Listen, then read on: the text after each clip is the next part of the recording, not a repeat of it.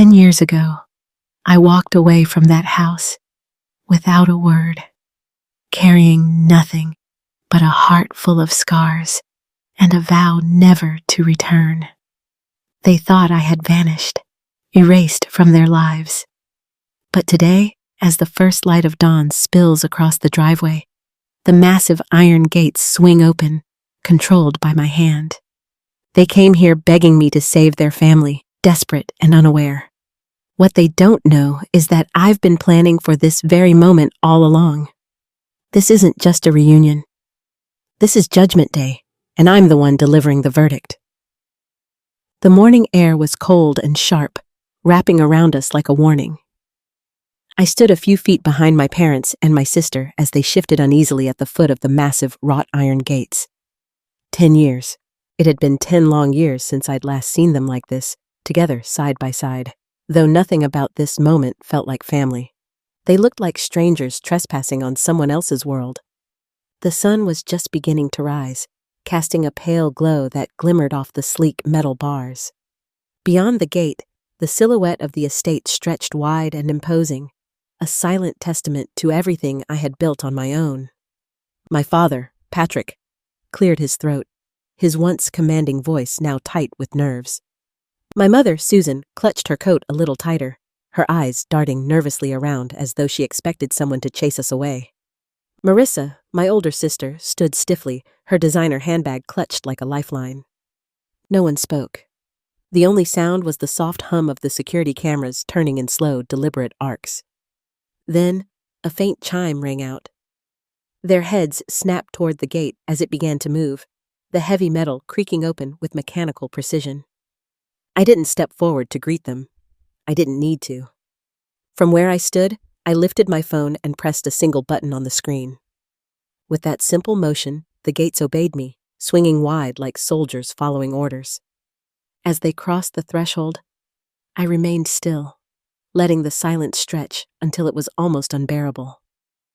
My face betrayed nothing, no anger, no joy, no trace of the girl they once knew.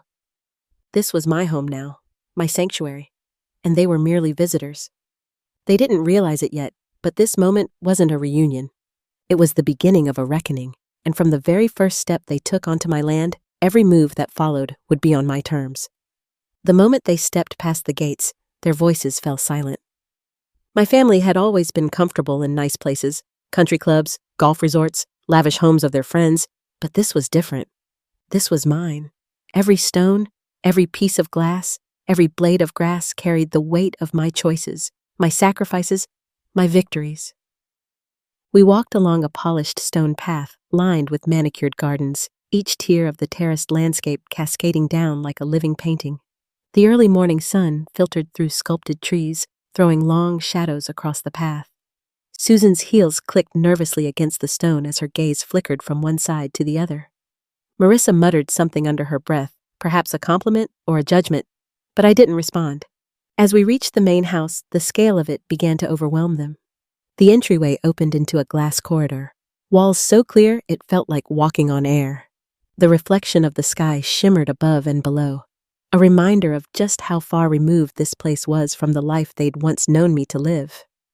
To the right, a massive garage housed vintage cars, each one polished to perfection. My father paused, his hand hovering over the hood of a classic convertible. He didn't touch it, though. He didn't dare. It was strange to see him speechless. "This is impressive," he finally managed, his tone carefully neutral. "Thank you," I said politely, my voice even. I didn't stop walking. "Before we go any further, there are a few rules." I turned to face them, and for a brief moment, no one breathed. "You may move freely in the common areas, the main living room, dining space, and the guest wing where you'll be staying. However, my office and private quarters are off limits. Meals will be at set times. If you need anything, ask the staff." My words were calm, courteous even, but they weren't an invitation. They were boundaries, clear, unshakable lines drawn between us. Marissa's lips pressed into a thin line. Susan nodded quickly, almost too quickly, and Patrick merely adjusted his tie, his pride warring with the reality of his dependence. For the first time, they seemed to realize they weren't here as family. They were here as supplicants, and I was no longer the girl they remembered. I was the gatekeeper of a world they couldn't claim. Some families measured love in hugs or laughter. In my house, love was measured in plaques, trophies, and gold-embossed certificates. A wide wooden shelf dominated the living room wall, almost like an altar. My father, Patrick, had built it himself back when he still had time for weekend projects. My mother, Susan, dusted it every Sunday with near religious devotion. Each tier of that shelf was lined with evidence of Marissa's brilliance. First-place trophies, academic medals, pictures of her beaming on stage with flowers in her arms. There wasn't a single empty spot left. Most evenings, Patrick came home in his uniform, his face drawn and tired from long shifts. Susan often worked nights, leaving Marissa and me to eat dinner at the kitchen table. When they did sit down together, the conversation always revolved around practice schedules, competitions, and which college scout had called that week. I would sit there with my fork hovering over cold food, invisible and unheard. On the lower shelf, tucked awkwardly in a corner, sat a small sketchbook with a bent spine. Mine. It wasn't displayed proudly like Marissa's trophies. It just existed. Drawing landscapes had been my private joy, my way of shaping a world that felt safe and beautiful. Sometimes, when everyone was too busy talking about Marissa's latest victory, I'd quietly slip my sketchbook open and lose myself in plans for gardens I knew I'd never get to build. I don't think anyone ever noticed. I learned early on that the measure of worth in our house didn't include quiet talents or invisible dreams. It didn't matter that I spent hours perfecting every line, imagining fountains and winding stone paths. Those things weren't shiny. They didn't win applause. The night I understood this most clearly, I was 10. Patrick came home late, kissed Marissa's forehead, and walked right past me without a glance. He went straight to the shelf, adjusting one of Marissa's trophies so it caught the light just right. I remember standing there, clutching my sketchbook to my chest, watching him like a ghost in my own home. At that moment, I realized something painful. In this family, love wasn't unconditional. It had to be earned, and I had nothing to offer they wanted to see. The night of the school celebration is still etched into my memory like a cruel joke. The gymnasium was strung with twinkling lights, tables covered in white cloths, and a small stage decorated with banners and paper flowers. I knew every detail because I had been the one to set most of it up. For 3 afternoons straight, I stayed behind after class, hanging streamers, arranging centerpieces, and making sure the decorations looked perfect. No one noticed me then, and no one would later either. When my family arrived, Marissa shone like a star walking onto a red carpet. Teachers flocked to her, shaking her hand, praising her achievements. "Such talent," they said. "She's going places." My parents glowed under their admiration like they were basking in borrowed light. Patrick's chest puffed with pride. Susan's smile never faltered. I sat at the far end of the table, half hidden behind a stack of folded napkins. The laughter and applause rolled over me, a wave I couldn't seem to stand against. I tried to tell myself I didn't mind, that I preferred quiet corners, but deep down, I ached to be seen, even just once. When the principal announced Marissa's award, the entire room erupted into cheers. She stepped onto the stage, radiant and confident, her voice carrying easily over the microphone as she thanked everyone for believing in her. I clapped too, my palms stinging, but my smile felt brittle, like it might crack. Then came the moment that cemented everything for me. A teacher complimented the decorations, marveling at how beautiful the room looked. I leaned forward, ready, just for someone to mention my name. But the credit was casually handed to another student, someone who hadn't lifted a single finger. My name was never spoken. Marissa descended the stage, enveloped in hugs and congratulations. As my parents wrapped her in their arms, I turned my face away, swallowing the bitter taste of being invisible. I had helped build the stage she stood on, but it wasn't my place to shine. That night, I learned the difference between standing in the spotlight and being swallowed by the shadows, and I knew which role my family had chosen for me. There was one moment when I thought things might finally change. It was spring of my senior year when I won a regional award for landscape design. My project was a small community park. I had spent weeks sketching and refining, pouring every ounce of myself into it. When they called my name at the ceremony, I almost didn't stand up. For once, it was my turn to be seen. The ribbon felt heavy and surreal around my neck as I imagined my parents proudly displaying it on the family shelf, proof that I wasn't just a shadow. I rushed home, clutching the certificate like a lifeline. Patrick was sitting at the kitchen table with Susan, sipping coffee. Marissa was sprawled on the couch, scrolling through her phone. My heart pounded as I held up the ribbon. "I won," I said, my voice trembling with excitement. "First place." Patrick looked up, nodded once, and said, "That's nice, Hannah. Did you hear Marissa's team qualified for state finals?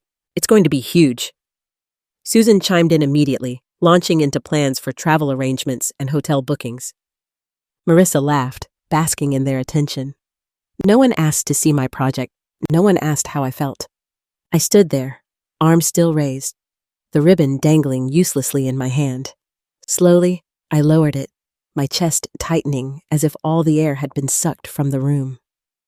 My victory had vanished in the space between their words. The final blow came at my grandmother's birthday dinner a few weeks later. The whole extended family gathered, the house filled with chatter and clinking silverware.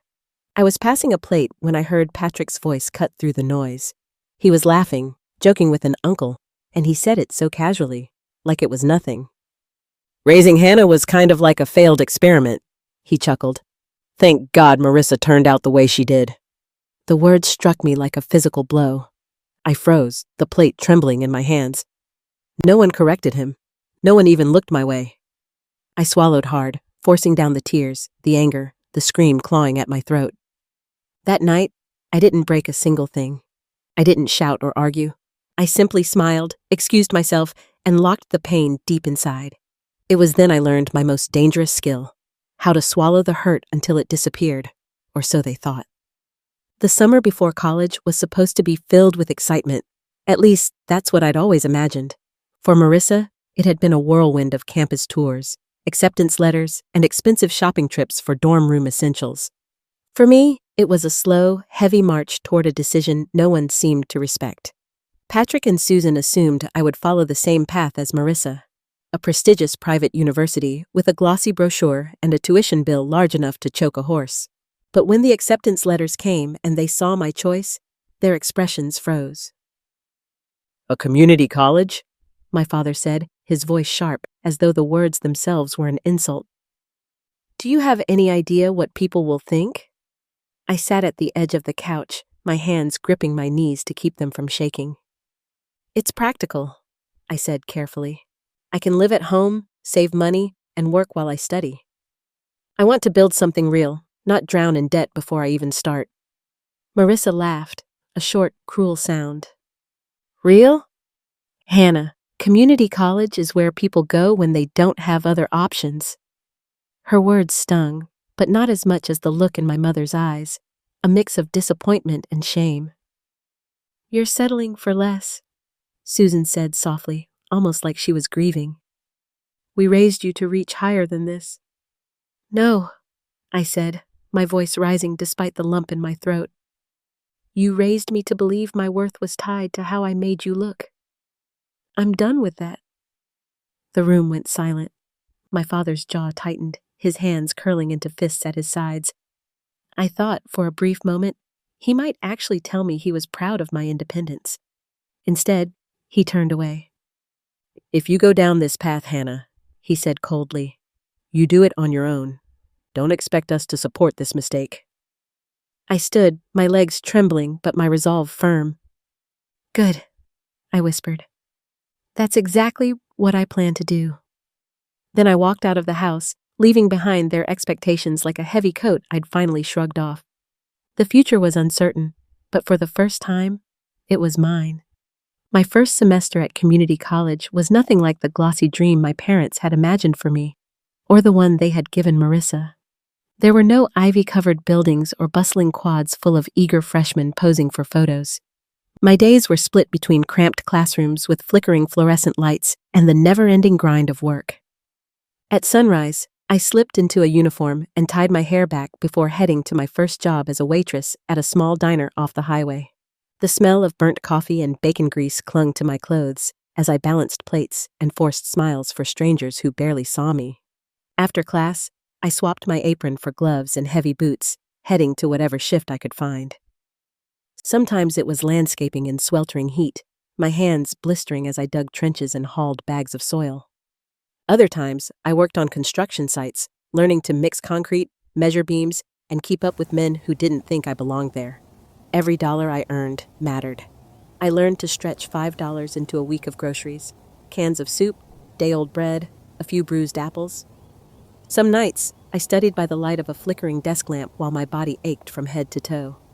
There were moments when exhaustion threatened to swallow me whole, but there was also a fierce kind of pride in knowing no one could take this from me.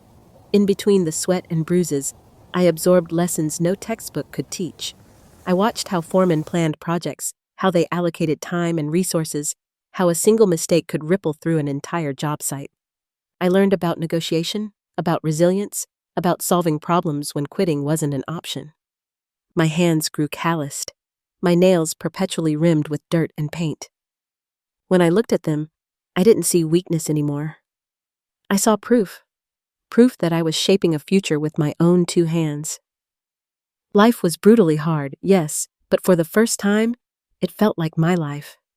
And even when my parents' silence weighed on me, I held on to a small, stubborn truth. I was building something they could never claim as theirs. Thanksgiving had always been the one constant in our family, a ritual stitched together with pumpkin pie, football games playing in the background, and a table so full of food it could feed the whole neighborhood. Even during the worst arguments, we still gathered, at least until that year. I was in my tiny apartment, sitting on the edge of my sagging mattress, scrolling through my phone between classes and double shifts. A notification popped up on social media, and I froze. There they were, my parents, my sister, my aunts and uncles, all crowded around the familiar dining room table, smiling for a picture. The caption read, "Happy Thanksgiving. Grateful for family today." Family. The word burned. For a moment, I told myself there had to be some mistake. Maybe my invitation got lost. Maybe they had texted me and I hadn't seen it. My heart pounded as I opened my messages and scrolled furiously. There was nothing. No missed calls, no invites, no reminder of a time to show up. Finally, I typed out a simple message to my mother. "Are you having dinner today? Should I come by?" Her reply came quickly, but it wasn't what I expected. It was just 3 words. "Don't bother, Hannah." I read it over and over, as if the meaning might change if I stared long enough. But it didn't. My vision blurred. I set the phone down carefully, almost delicately, like it might explode if I held it too tightly. Outside, the city lights flickered as fireworks went off in the distance, bright against the night sky. Inside, my room was silent, the only sound the hum of the old heater rattling in the corner. That was the night I understood the truth. I wasn't just overlooked anymore. I was erased. There would be no seat for me at their table, no space for me in their stories. I was an afterthought they'd decided to discard. As the laughter from their celebration echoed in my mind, I made myself a promise. If they had chosen to erase me, then I would build a life so vast and unshakable that they'd never be able to pretend I didn't exist again. The first house wasn't a dream come true. It was a nightmare with peeling wallpaper and a roof that leaked like a sieve every time it rained. I found it late one night while scrolling through online listings, a dilapidated 2-bedroom on the edge of town with a price tag so low it almost felt like a trap. The photos were grainy, the description barely a sentence long. But where others saw rot and ruin, I saw potential. 2 friends from community college, Miguel and Jasmine, had been hustling just like me, working odd jobs and nursing their own dreams of a better future. When I pitched them the idea, they didn't laugh. Instead, they showed up with spreadsheets, saved paychecks, and a shared determination that matched my own. Together, we scraped together every last cent we had and signed the papers. The first time we walked through that house, the smell of mold and old carpet hit us like a wall. The ceilings sagged, the floorboards creaked, and an entire family of raccoons had claimed the attic as their kingdom. We rolled up our sleeves and got to work. Mornings began with the sharp clang of hammers and the hiss of power saws. Evenings ended with aching muscles and takeout dinners eaten cross-legged on dusty floors. Some nights, we worked until dawn, paint rollers in hand, our laughter echoing through the gutted rooms. There were moments when it felt impossible, when a pipe burst unexpectedly or a shipment of tiles got delayed and our tiny budget teetered on collapse. But each problem forced us to get smarter, to fight harder. Weeks later, when the final coat of paint dried and the new windows gleamed in the sunlight, I barely recognized the place. It wasn't perfect, but it was ours. The day the house sold, the three of us stood in the empty living room, the smell of fresh paint still lingering in the air. When the buyer handed over the check, my hands trembled. The profit wasn't just money, it was proof. As I stepped outside, the sun warming my face, I inhaled deeply. The scent of sawdust and sweat was replaced by something sweeter. Freedom. For the first time, I believed I wasn't just surviving anymore. I was building something real, brick by brick, choice by choice. This wasn't just a house. It was the first stone in the empire I would one day create. The sale of that first house was like a spark catching fire. For a few days, Miguel, Jasmine, and I floated on adrenaline, celebrating with cheap champagne and greasy pizza. But beneath the laughter, we all felt the same thing. This couldn't be a one-time win. If we were going to make a real future out of this, we needed a plan. I spent countless nights at my wobbly kitchen table, mapping out every step in a battered notebook. No more random guesses or chaotic all-nighters. We had to work smarter. I broke down the process into stages.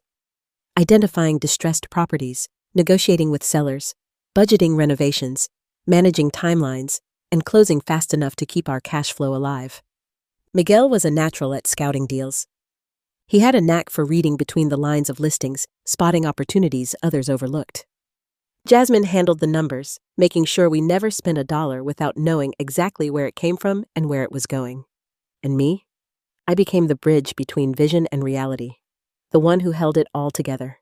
Our second project was bigger, and with it came our first real challenge. We hired subcontractors for the electrical and plumbing work, hoping to speed things up. At first, it felt like progress, but halfway through the renovation, I arrived at the site to find it empty. Tools scattered on the floor, wires hanging loose, and not a single worker in sight. They'd quit. No warning, no explanation, just gone. For a moment, panic clawed at my chest. Deadlines loomed, money was tight, and one unfinished house could sink everything we'd built. But instead of crumbling, I grabbed a pair of gloves and picked up a hammer. Miguel and Jasmine joined me, and slowly, so did a few loyal workers who refused to abandon us. Day by day, we clawed our way back. I spent hours on ladders, mixing cement, painting walls, doing whatever it took to keep the project alive. When the last room was finally complete, I stood in the center, covered in dust and sweat, my heart pounding. This wasn't just about flipping houses anymore. It was about resilience, about proving we could weather storms together. As I looked around at my friends, I realized something vital. We weren't just fixing homes. We were building a future, and this was only the beginning. The first two flips gave me confidence, but deep down, I knew there had to be more. Flipping houses was profitable, yes, but it felt like patching wounds on something that was already broken. I wanted to create, not just repair. One afternoon, while driving along a winding road outside Austin, I spotted a stretch of land overgrown with weeds and wildflowers. The for sale sign was half buried in the dirt, its paint chipped and faded. Most people would have driven right past it without a second glance. But to me, it felt like a spark in the dark. I parked and walked the property, the tall grass brushing against my legs. The air smelled of earth and possibility. Standing there, I could almost see it, a sanctuary built to blend with nature, a place where people could heal just by stepping onto the grounds. When I brought the idea to Miguel and Jasmine, they stared at me like I was insane. "A resort?" Miguel asked, eyebrows raised. "Hannah, that's massive. We're talking way beyond our usual projects." "I know," I admitted, "but think about it. People don't just want walls and roofs. They want to feel something when they walk into a space. They want to breathe." It took weeks of planning, pitching, and scraping together every connection we had. We secured a loan, took terrifying financial risks, and poured our savings into this single chance. From day one, it was chaos. Unpredictable weather, endless permits, suppliers backing out last minute. There were nights I sat alone in my truck, staring at the half-built structures, wondering if I'd made the biggest mistake of my life. But step by step, the vision came alive. Walking paths curved through natural gardens. Small cottages rose like sculptures from the earth. A central pavilion stood surrounded by water features that reflected the Texas sky. When the resort opened, something extraordinary happened. Guests wandered the grounds with awe in their eyes, whispering like they'd stumbled into a dream. A local newspaper ran a feature on us. "Young entrepreneur transforms forgotten land into oasis." I clipped that article and pinned it to my wall. It wasn't just publicity, it was proof that my dream had grown legs. This was no longer just a hustle to survive. It was the beginning of a legacy. When I first stood at the edge of the property, it didn't feel like land. It felt like possibility. 8 acres stretched before me, framed by oak trees and rolling hills, the kind of landscape that seemed to breathe on its own. I knew right then this wouldn't just be a house.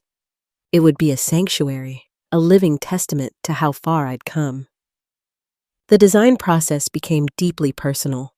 I pored over sketches late into the night, my fingers smudged with pencil and ink, chasing an idea that wasn't just about beauty, but meaning. Every feature had to tell a story, to reflect the journey from the girl who once slept in a tiny apartment to the woman standing here now. The ceilings were built impossibly high, creating a sense of freedom I'd craved my whole life. Floor-to-ceiling glass walls captured the shifting light of dawn and dusk, dissolving the barrier between inside and out. A man-made lake stretched across the southern edge of the property, its surface smooth as a mirror, reflecting clouds and stars alike. At the heart of it all, a series of terraced gardens spiraled downward, each level representing a different chapter of my life. The lowest tier was wild and untamed, a reminder of my messy, uncertain beginnings. The highest tier bloomed in meticulous patterns, symbolizing the order and stability I had fought to create. Inside the home, I included quiet touches that only I would understand. A weathered wooden table salvaged from my first apartment became the centerpiece of the dining room. A painting of the Austin resort hung in the main hallway, marking the project that changed everything. These weren't just decorations, they were markers of survival. When the last stone was laid, I walked barefoot across the cool marble floors and opened every glass door to let the wind sweep through. The house didn't feel like a fortress or a trophy. It felt like breathing space, a place where I could finally exist without apology or fear. This wasn't merely a house built with money. It was a monument to every sacrifice, every tear, every sleepless night. My home wasn't just where I lived. It was proof that I had won. The day the article was published, my phone wouldn't stop buzzing. A glossy magazine had run a feature with my photo spread across 2 pages, beneath the headline, "Young Visionary Redefines Austin Real Estate." The writer had captured my vision perfectly, describing not just the estate I'd built, but the philosophy behind it. Spaces that weren't merely structures, but experiences of healing and connection. It was everything I had dreamed of sharing with the world. At first, the calls and texts came from colleagues, local investors, even strangers who wanted to book events at the resort or tour the gardens. My team celebrated the coverage with champagne, laughing in the glow of our success. For one glorious afternoon, it felt like nothing could dim that light. Then, the messages started coming from names I hadn't seen in years. It began with a text from my mother, Susan. "Saw the article. Beautiful home, Hannah. Proud of you." Minutes later, Marissa's name appeared on my screen. "Hey sis, let's catch up soon. Call me when you can." An hour after that, my father left a voicemail, his voice carefully warm. "We should talk. There might be some opportunities we can explore together." By evening, my notifications were a storm. Missed calls, unread texts, emails with subject lines like, "So happy for you," and "Let's reconnect."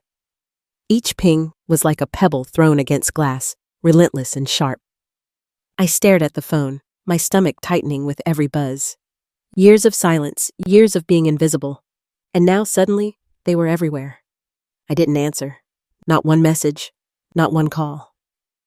Instead, I poured myself a glass of wine and stood at the massive glass wall overlooking the terraced gardens. Outside, the lights shimmered over the man-made lake, turning the water into a sheet of molten gold. Inside, the phone buzzed on the counter, vibrating across the marble like a restless ghost. I wrapped my arms around myself and exhaled slowly. They weren't reaching out because they missed me. They weren't here for love. They'd seen the empire I had built, and they wanted a piece of it. So I let the phone ring until it went silent, and I stood alone in the home I had built, surrounded by peace they could never touch. For the first time, I felt untouchable. The next morning, I waited for them in the main living room. The walls of glass flooded the space with golden light, though the atmosphere between us felt anything but warm. My family sat across from me on the low, modern couches, their postures stiff, their expressions carefully arranged.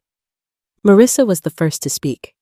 She looked different now, thinner, her makeup carefully applied but unable to hide the dark circles beneath her eyes.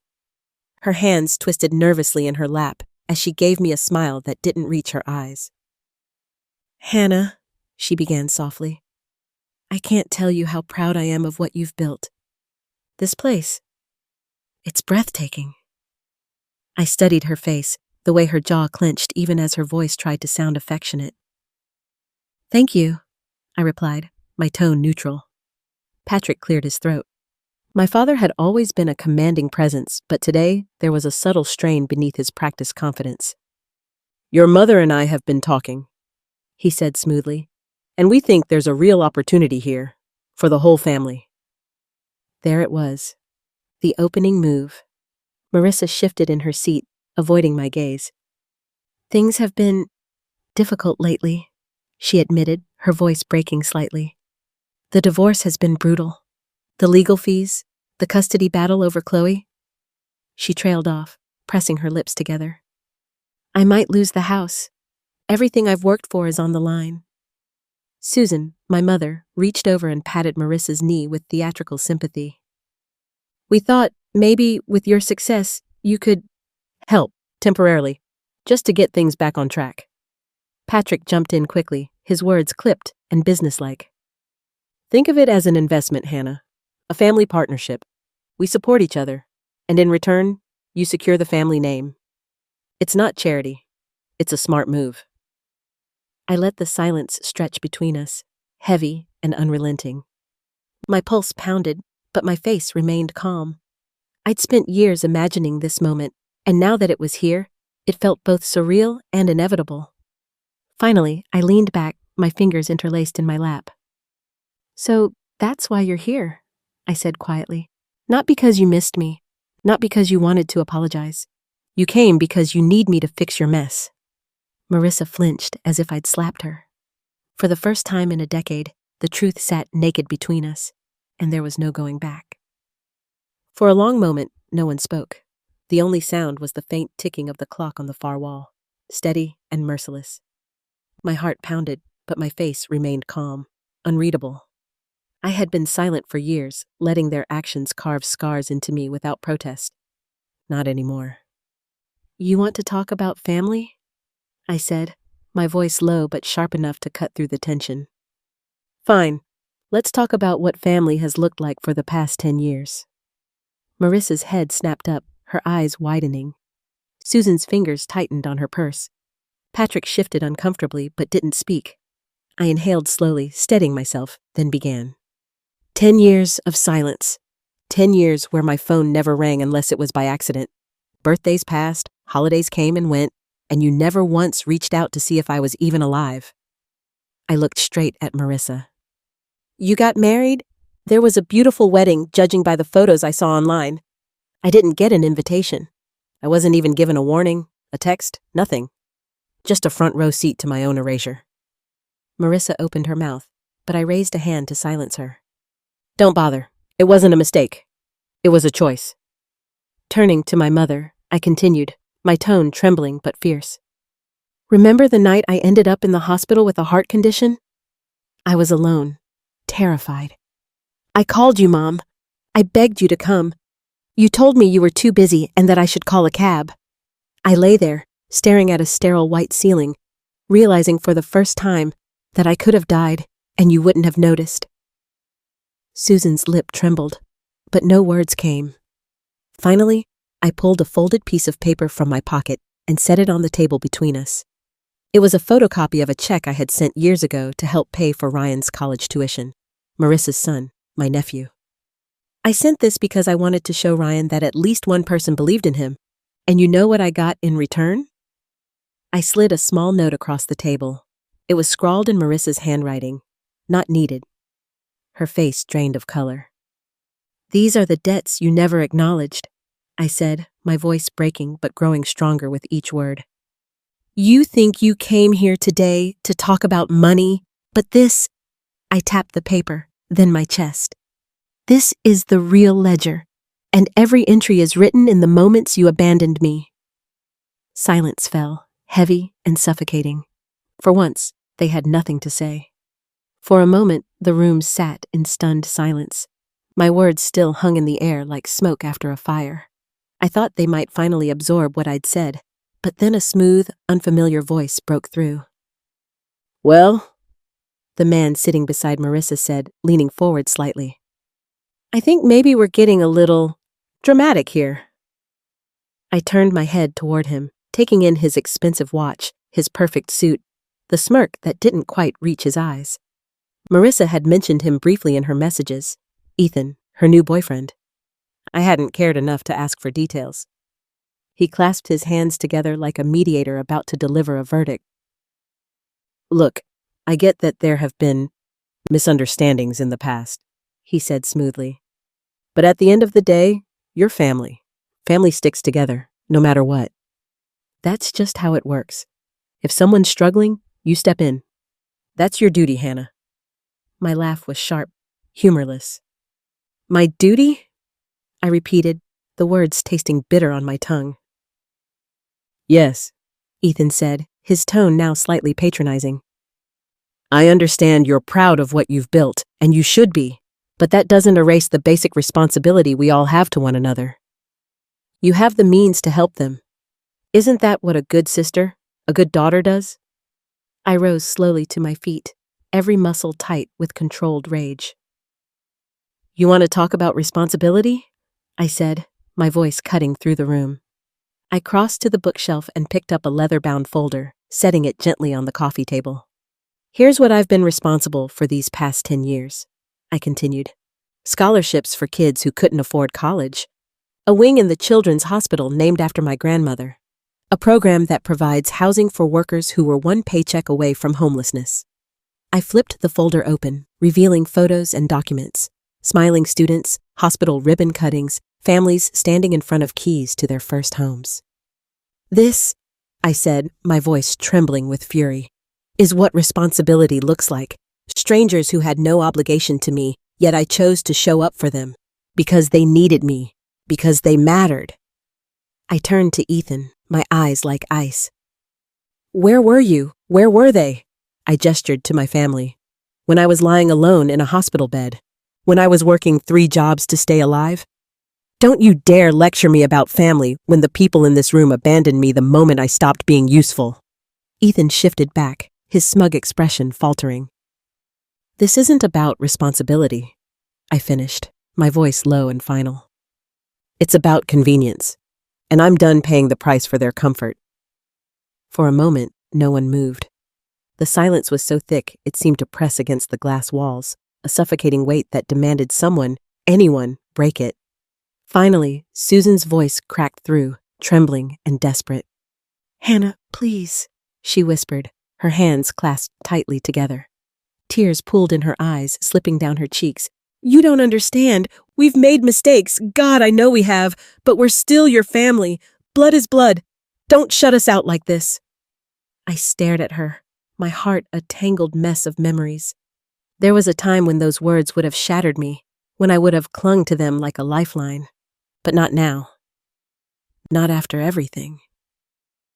"You're wrong," I said softly, shaking my head. "Blood isn't enough. It never was." Patrick straightened in his seat, his face hardening. "Hannah, this is absurd. You've built all of this on your own, yes, but don't forget where you came from. Without us, you wouldn't even exist." We deserve a seat at this table." Something in me snapped. I stepped closer, my voice rising, fierce and unflinching. "No, Patrick, you don't deserve anything. For 10 years, I begged for a place in this family, and you slammed the door in my face. You erased me. Now you want back in because it benefits you." Marissa flinched, her perfectly applied makeup doing nothing to hide the guilt on her face. "Hannah, I'm sorry," she said, her voice breaking. "I never meant for things to go this far. I didn't know how to fix it." "You didn't try to fix it," I shot back. "You just left me standing alone year after year while you lived your perfect life." The room went still again, the tension sharp enough to cut. I drew a deep breath, my hands steady even as my heart pounded. "This house," I said, sweeping my gaze across the vaulted ceilings, the glass walls, the gardens beyond, "is mine. I built it brick by brick, choice by choice, without any of you. It is not a bank, it is not a lifeboat, and it is not a refuge for people who only show up when they need saving." Susan reached toward me, sobbing now. "Hannah, don't do this. We're begging you." I stepped back, my voice low and final. "You didn't show up when I needed you. Don't expect me to show up now." Then I turned and walked to the towering front doors. As they swung shut, the sound echoed through the hall like a gavel striking. When the latch clicked into place, silence descended, a heavy, unbroken silence that sealed the boundary forever. The night after they left, the house felt different, quieter. The silence was no longer heavy or suffocating. It was peaceful. For the first time in years, I could breathe without feeling like I was holding my breath. That evening, I drove to our company's workshop, where the team had gathered for a late dinner. The smell of roasted vegetables and fresh bread greeted me as I walked through the door. Miguel stood at the stove, laughing as Jasmine teased him about overcooking the chicken. At the long wooden table sat the rest of my crew, the men and women who had worked beside me through every grueling day and sleepless night. As I took my seat, the room erupted in warmth. Stories flowed as easily as the wine, everyone reminiscing about near disasters and small victories. "Remember when the concrete truck broke down in the middle of that storm?" one of the older foremen said with a booming laugh. "We thought we'd have to build that foundation with our bare hands." Laughter echoed through the room, filling every corner with life. My chest tightened, not with pain this time, but with gratitude. Miguel raised his glass, his voice steady and sincere. "You know," he said, looking straight at me, "we don't care how many zeros are in your bank account, Hannah. We just care that you're here, with us." The words struck deep, dissolving the last remnants of bitterness in my heart. I looked around the table, at Miguel, who had believed in me when no one else did, at Jasmine, who had kept our books balanced when the numbers never seemed to add up, at the laborers and architects who had stayed through rainstorms and setbacks, never once walking away. This was family, not because we shared blood, but because we had chosen each other, time and time again. I didn't need apologies from the people who had abandoned me. I had something better. A circle of people who saw me, who valued me, who stood beside me even when there was nothing to gain.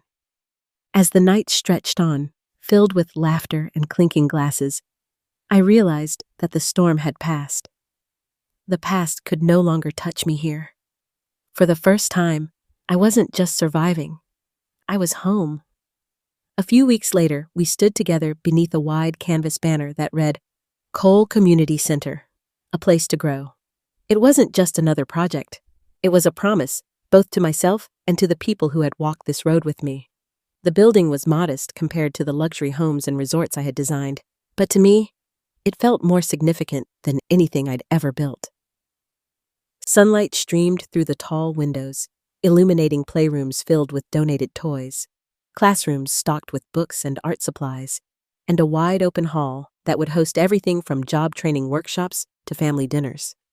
This was for them, the workers who had stayed up all night pouring concrete beside me, the families who had struggled through hard times, the children who deserved a future brighter than the one I'd been given. As people gathered for the opening ceremony, I felt my throat tighten. Miguel stood on one side of me, Jasmine on the other. Their hands, calloused like mine, brushed against mine in quiet solidarity.